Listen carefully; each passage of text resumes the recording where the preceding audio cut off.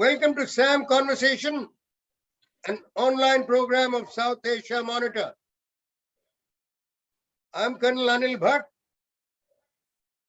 It is my pleasure to welcome Lieutenant General Vinod Bhatia, former Director General Military Operations, former Director Center for Joint Warfare Studies. Very experienced and accomplished paratrooper from the Special Forces. Lieutenant General Shokin Chauhan, the former Chairman, Ceasefire Monitoring Group, former Director General, Assam Rifles, and was a defense attaché at Nepal, and has a great experience in dealing with media, having had 2 tenures in the Army liaison cell. Welcome, gentlemen, and today we are going to discuss tour of duty, a controversial new proposal on short-term recruitment for India's armed forces.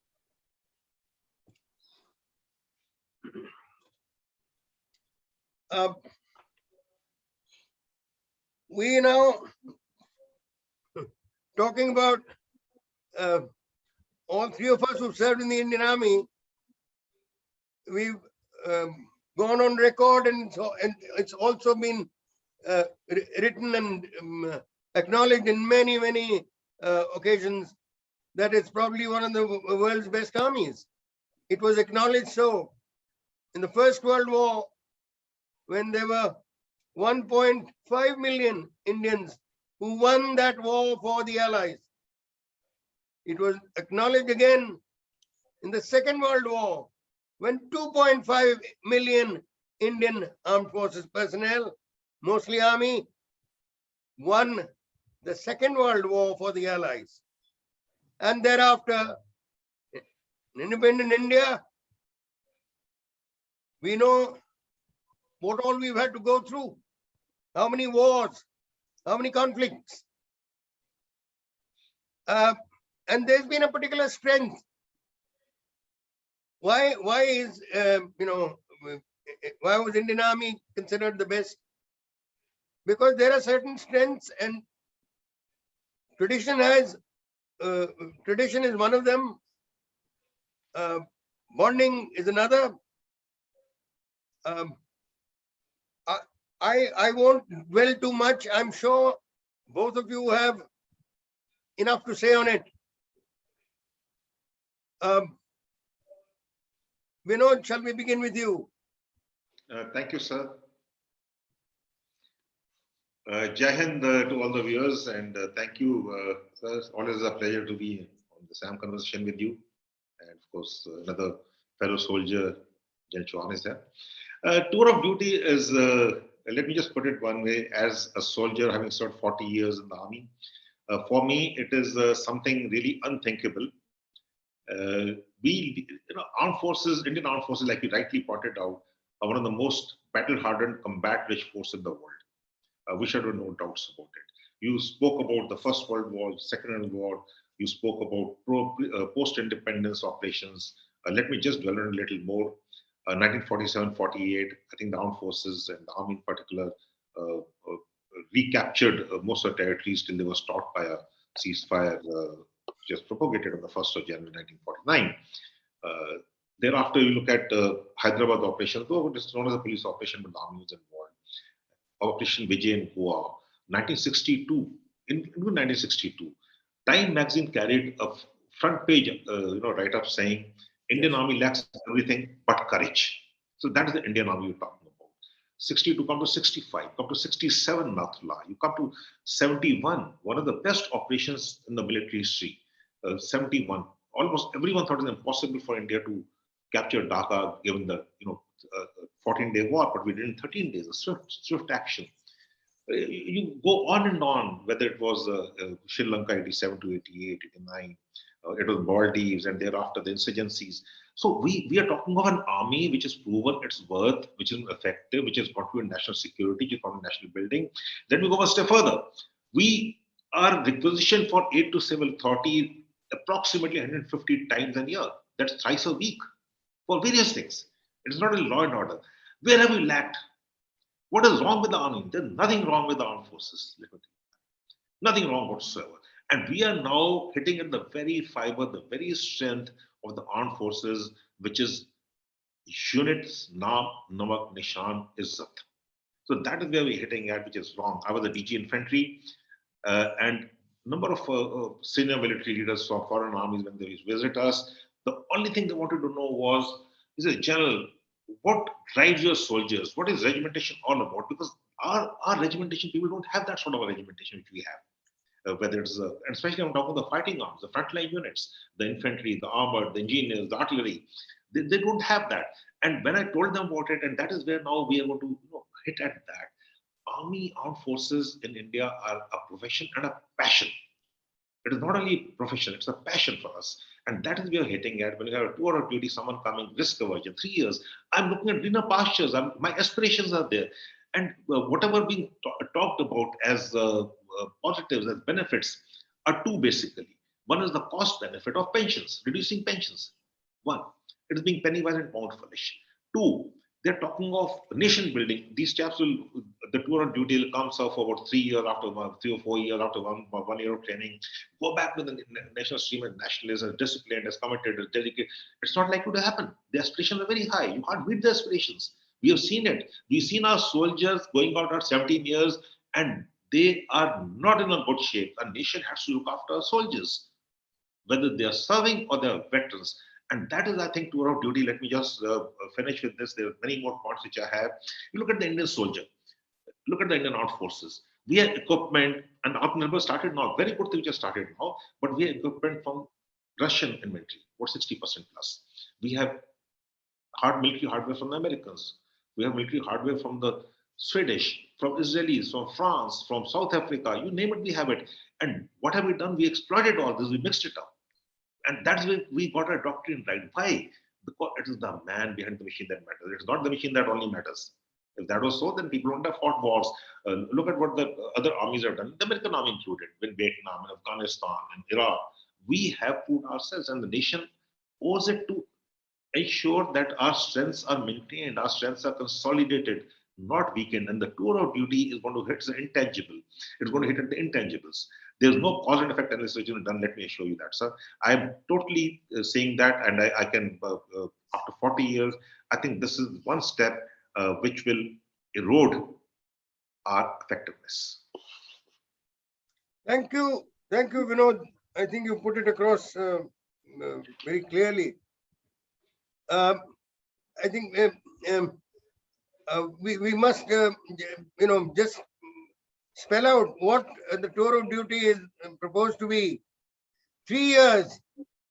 They want to save pensions or take soldiers for 3 years and for 5 years, something of that sort. And then it's something quite convoluted, which the first thing it will do is to I won't give any of my comments. I'll please, Lieutenant Shokin Chauhan, over to you. Thank you, Anil Bhat sir. Always a pleasure to be speaking with you on professional subjects. We've spoken on many issues, and always a pleasure to be with Gen Vinod Bhatia. He has been my guru in many ways. So I totally agree with Gen Bhatia. Sir, if you just look at let's start first with the geography of India. On our northern borders, there is China. On our western borders, we have Pakistan. On our northeastern borders, there is Myanmar, itself unstabilized state. We have Bangladesh, we have Nepal, also fairly unstabilized. And in each one of these countries, Nepal, Bhutan, Myanmar, and across to China, across to Pakistan on our western borders, we have a situation which is unstable. We have borders that have yet to be accepted. International boundaries are no longer international boundaries in most of the places. These are lines of control. Line of actual control with China, the line of control with Pakistan.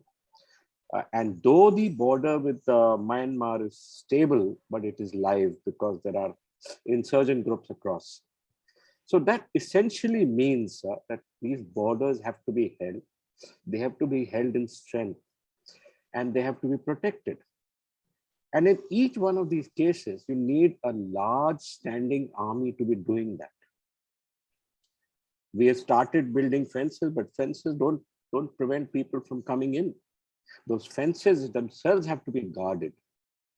And exactly as General Vinod Bhatia said, every war that we have fought, and we have fought so many over the last 70 odd years, epitomize the danger of being in this subcontinent. It's a dangerous place.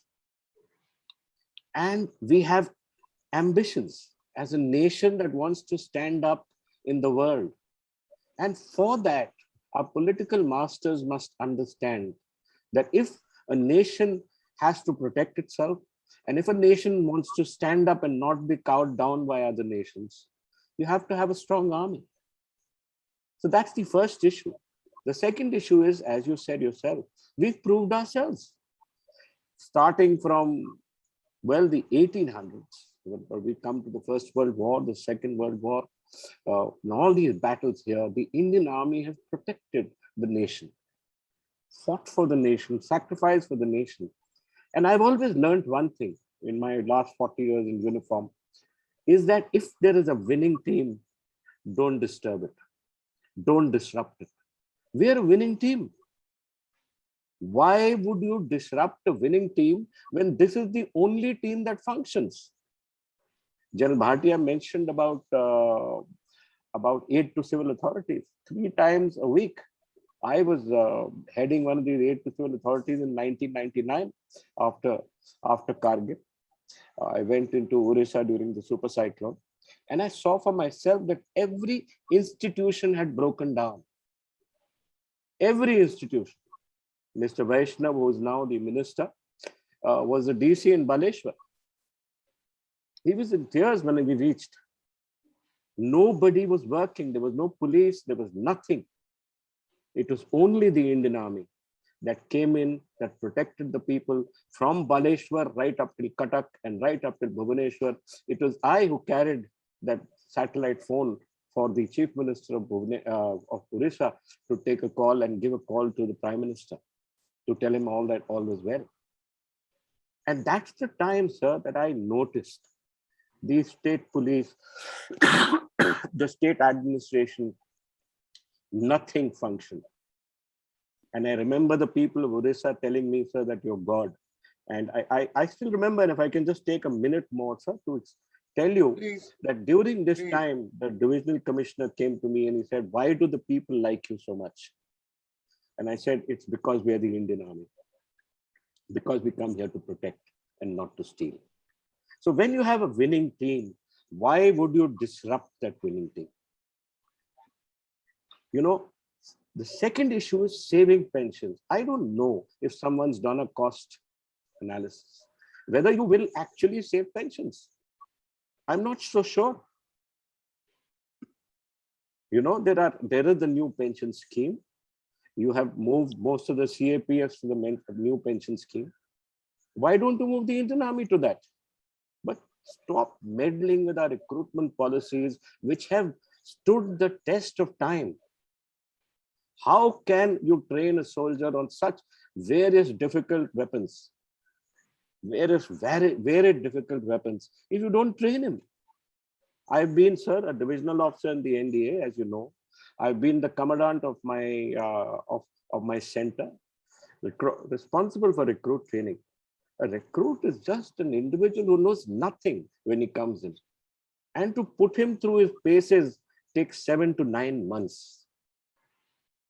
After that, he has no clue when he goes to the unit. by the time this boy starts making a contribution, it's already 5 to 7 years. You have to have a system of NCOs and JCOs who are continuously holding the system together, sir. Somewhere, I think, sir, people have not been guided properly in this perception of the tour of duty.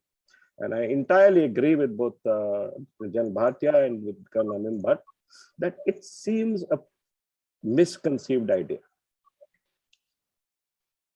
Over to you, sir.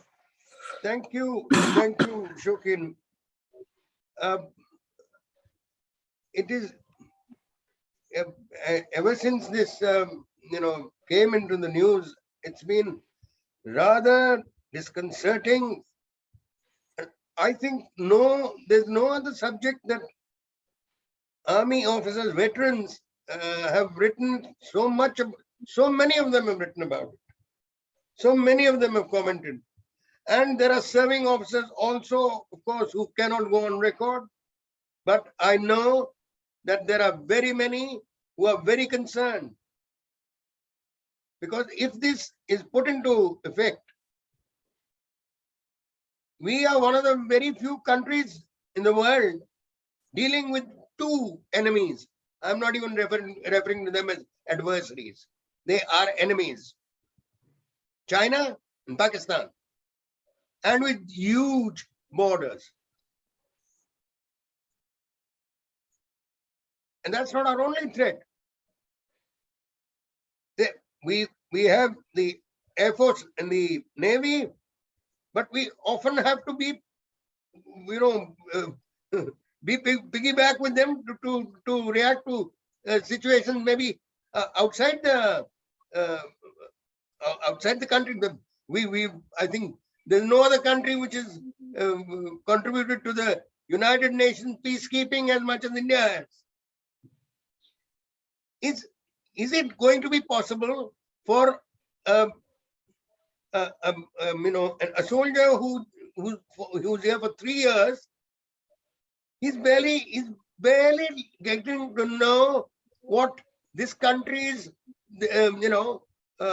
army's duties are all about. And then he's out.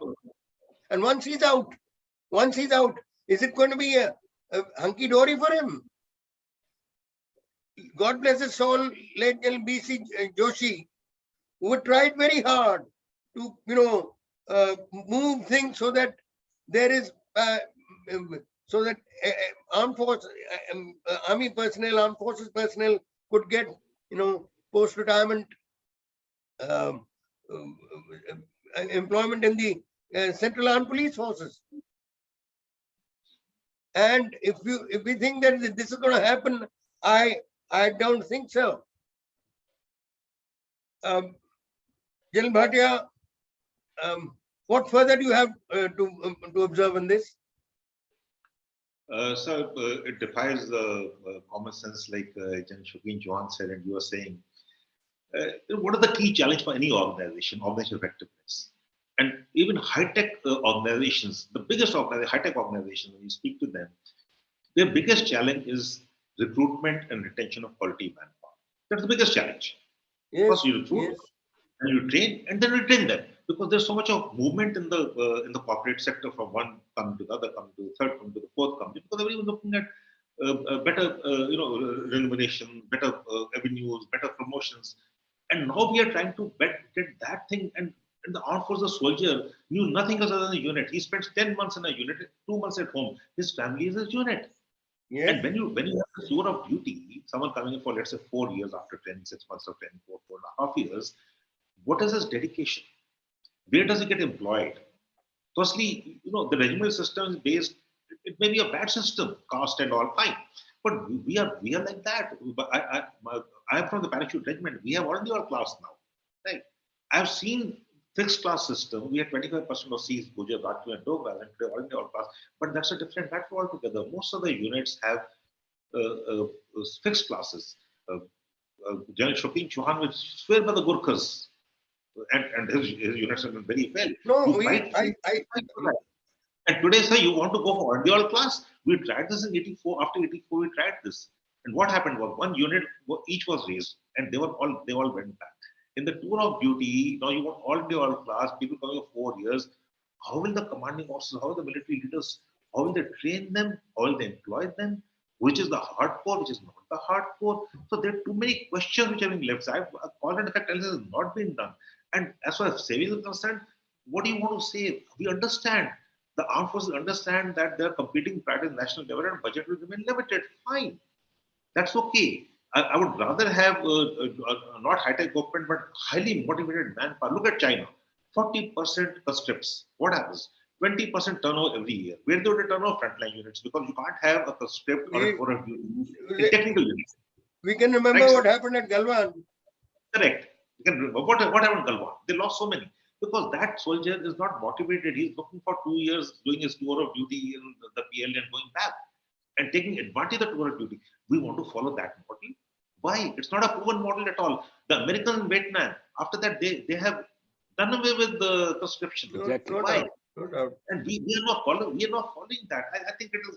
And you want to, and you're right. Lateral induction CAPF has been sought after as a third pay commission. It's not going to happen. We are one nation, two policies. There are different policies for other services, different for other police forces, and the different for the defense forces. We have to understand the difference between border defense, defense of India, border management, and border protection. The armed forces ensure peace through operational preparedness. We are not here to fight wars only. We are here to ensure peace. How do you ensure peace? By being battle ready, by being operationally ready. Absolutely. A lot of people fighting war. Period. Why are we looking at costs only? And if the costs are there, give us a budget. Let the armed forces handle it. Don't tamper with your strengths and improve on your weaknesses. Sorry, sir, getting rid of this thing. But let me one last word. We have known cases of patricide. We have had cases of a couple of cases of patricide. This are called felicide, when the parents kill their own children. This is strong words, but I'm a paratrooper, I shoot straight. I'm a soldier, I shoot straight. This is felicide. The parents are killing their own children. This is something we'll repent after the first 5 years. We'll not be as effective. And let me tell you today, I can, I'm not a betting man, but on this I can bet. Thank you. Shokin, I think last take. So And about I that, would let me put in some suggestions how to make something like this work. We have a proven model actually with us. We have the TA units. Territorial Army, of course. Territorial Army units. We have these Territorial Army units in each of our regiments. Let's start by decreasing, say, 2 battalions per regiment of larger regiments and adding these 2 TA battalions. TA battalions have something similar. The soldiers are selected, the NCOs and JCOs remain the same, and the soldiers are trained. If these TA battalions start showing some kind of effectiveness, maybe we can increase 1 more TA battalion. But the idea of cutting off all recruitment for the last 2 years and then starting or being directed to start recruitment only under the new model of the tour of duty seems an impossible task. There is too much at stake, sir. There are countries' security is at stake. And, we maintaining an army is an expensive hobby. If you are to protect our country, and we've only had 75 years of protection, sir. We've been under colonial rule, we've been under Mughal rule, and we've been under God knows how many bloody rules. For heaven's sake, at least for the next 150 years, bring up this army to defend our nation. So that it can never come under anybody's Yes, rule. it's a very, very difficult task. There are other ways to bring up the citizenry.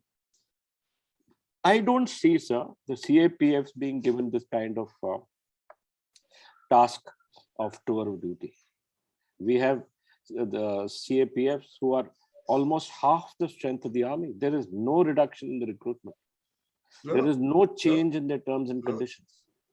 So why would you do this with the Indian armed forces, which are the most effective armed forces in the world? With what we have and how we fight and how we are led and how we sacrifice. There is no parallel in this world, sir, to the No Indian doubt. Army. No There's doubt. parallel. And like General Vinod Bhatia, I've served on the Siachen Glacier, I've served in the jungles, I've served on Ladakh regions, I've served just about everywhere. It's only the Indian soldier, sir, who stands there with nothing in his, no equipment with him, sir, and still comes out successful, still defeats the very concept of what people thought of us. Conceptually, you just have to go back to history. And for this time, be honest when you read history. Why did we lose these battles of Panipat? Why did we lose all those battles before? If once that is done, you will realize it because there were no dedicated soldiers. No dedicated soldiers that the kings had to protect themselves. They would be raised within the citizenry and you can't expect them to fight. And this is a different world. You have huge weapons.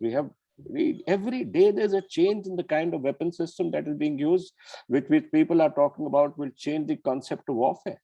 But the ultimate arbiter in this concept of warfare is the human being. That human being has to be trained and made more effective and probably given more time rather than be decreased. The model that the Americans have come back to, we know that they had this tour of duty concept. The Israelis, when you go to Israel, and I have been a member of the Indian Armed Forces delegation to Israel, have that concept because there are no people there.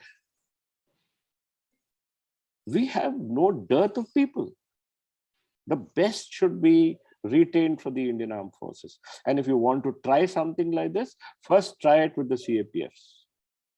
Let them rotate because you can afford a mistake there. You can't afford a mistake in the Indian Armed Forces. Thank you, sir. Sir, can I take 30 seconds, sir? Can you give me 30 seconds? Please, please. Sir, thank you, sir. Sir, the Agniveers, after the tour of duty, it's a very good thing, tour of duty. Quickly explain the term Agniveer, Right, sir. This is the scheme is called Agniveer. Soldier is only a Veer. This guy is Agniveer for 3 years. After doing 3 years. Been through fire after doing 3-4 years, whatever it is. And when he goes back into the mainstream and his aspiration are not met, these are going to be very dangerous. They may become antisocial. Have you understood that, sir? Look at a man who is now being called an Agniveer. You have put him on a pedestal. And when he goes out in the mainstream again, and let me assure you, the outside, it's very difficult to get a job. Very difficult to get a job. What you get? Yes, of course. It's not so easy. And these Agniveers will some of them will become antisocial elements, and very difficult for our law and order to create law issues. You have to understand what we are doing. No doubt. Some will put initial building. What about the others? The bulk will not get a good job outside. True, sir. So then you have a citizenry that is trained and has no job.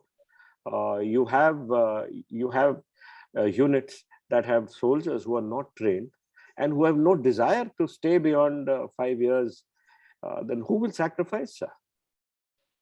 They will not sacrifice. If they say I'm going to get nothing from the nation, why would I sacrifice my life? And our army and our armed forces call for that sacrifice, sir. That's our creed. That's the way we are. Who will protect this nation? No, sir? that's Who will enough. protect this from all the issues that are there? And we've why had these some double tremendous standards for strengths. us? Yes. There are other ways, sir. And I'm certain with a nation like ours and with leaders like we have, brilliant leaders, they can come up with better ways to save pensions, sir. But don't ruin a system that has succeeded and that has, sir, the reason why we fought and won the 1947 war was because we were an undivided army. Our soldiers were battle trained and battle hardened after the Second World War. Oh yes, No one could shake us, sir. Our units still carry those colors with us. And that's why we go right down to the 18th century when we were raised and said, these are the colors of courage. They may not be the colors of a nation state, but these are the colors of courage. And there's a different creed for courage, sir. There's a different doubt. creed for regimentation, and there's a different creed for learning. And no army can do Kargil, recapture Kargil heights. No Nobody army can can do that. Absolutely, absolutely, absolutely. Yeah, we might have sounded a little emotional, sir. Today called for that kind of emotion. We can come out with cold, hard facts. We can be disproven with hard facts. But facts don't prove why the Indian Army fights. And as veterans, I would caution against following this. I would agree with General Bhatia that more work needs to be done, more thought needs to be done, more studies need to be done. And if anything, we want to do, increase the TA units and start decreasing a little bit. Maybe we can see the effectiveness of a unit, 2 units, throw them into the battle, because at present TA units are not thrown into battle. Throw them into battle, throw them into difficult situations, and then see how they do, and then start covering up those shortcomings. Yes. Why don't we start using TA units in difficult places and see how they react? And what are their shortcomings? And with those shortcomings, change those shortcomings and then slowly move it. You can't give one order. It's not otherwise it's like, it'll be very difficult for us and very difficult for future India, sir, to maintain an independent profile. Thank you, Shokin, Vinod, for I think a very, very stimulating discussion on a very, very important subject. And I can only end by hoping and praying that this scheme is, reviewed, because even to try it out, it may be quite expensive. It will be, sir. There's no doubt. By way There's no of trial and error of here, sir. we can't we can't afford errors which can cost us dearly in men, or Absolutely. worse in our integrity. Absolutely, sir. Thank you very much, gentlemen. Thank you, sir. Jai Hind. Thank you, sir. Jai Jai Hind. Hind. Jai Hind. Jai Hind, sir.